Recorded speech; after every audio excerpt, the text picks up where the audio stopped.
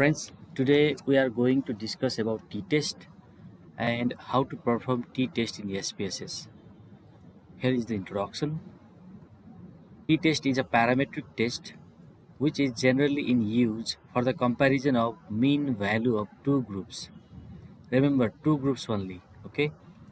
If there is more than two groups, then apply ANOVA and post hoc tests. There are three types of t-test: one sample t-test, dependent t-test, and independent t-test. Let's talk about them one by one. One sample t-test. In this type of t-test, one group is compared against standard value. Example, comparing acidity of urine against neutral pH of 7. In this case, 7 is the standard value.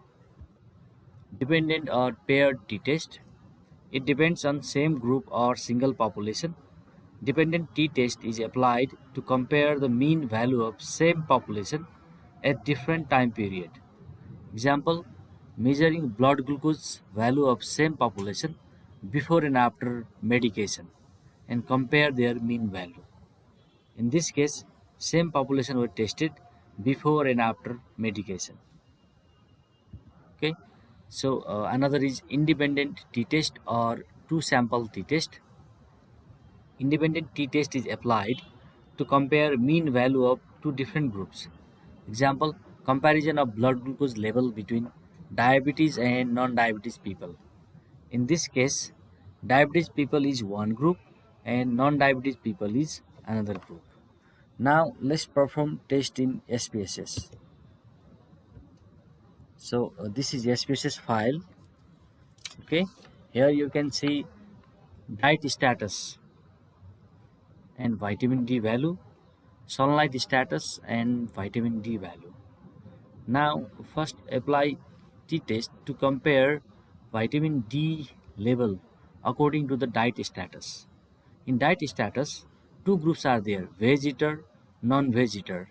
Okay, and they are coded with 1 and 2. Veg eater 1, non-veg eater 2.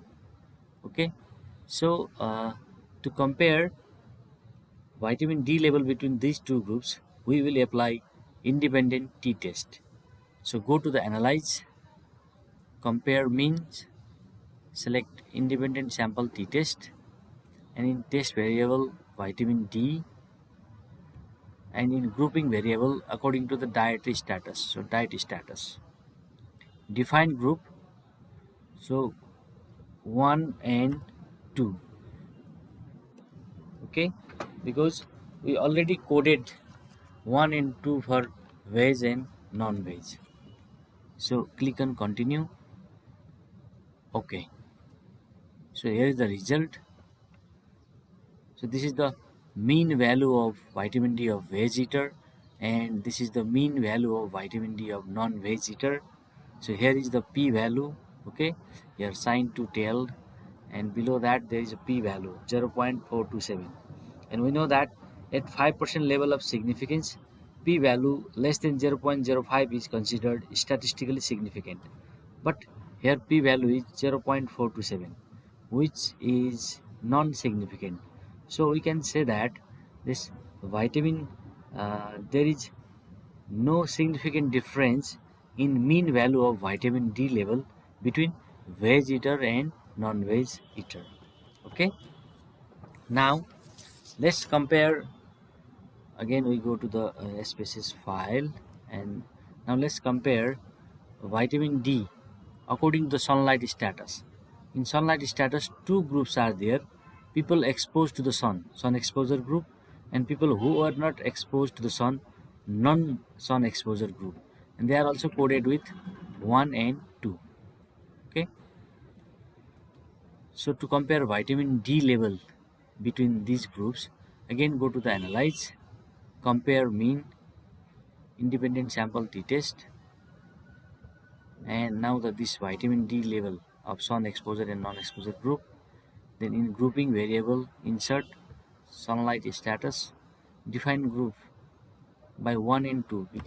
Here also we coded the group with 1 and 2.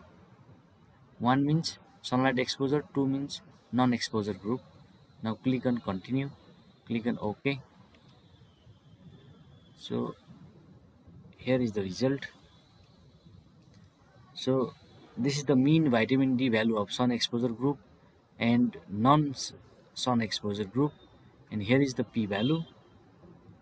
Okay, here p value is 0.000, and we know that at 5% level of significance, p value less than 0.05 is statistically significant. So here p value is 0.000, that means significant p value. So we can say that to interpret this, we can say that mean vitamin D value of sun exposure group is significantly higher than non-sun exposure group. That means people who are exposed to the sun have higher vitamin D level than non-exposed groups. Okay, so this is all about t-test. Thank you very much.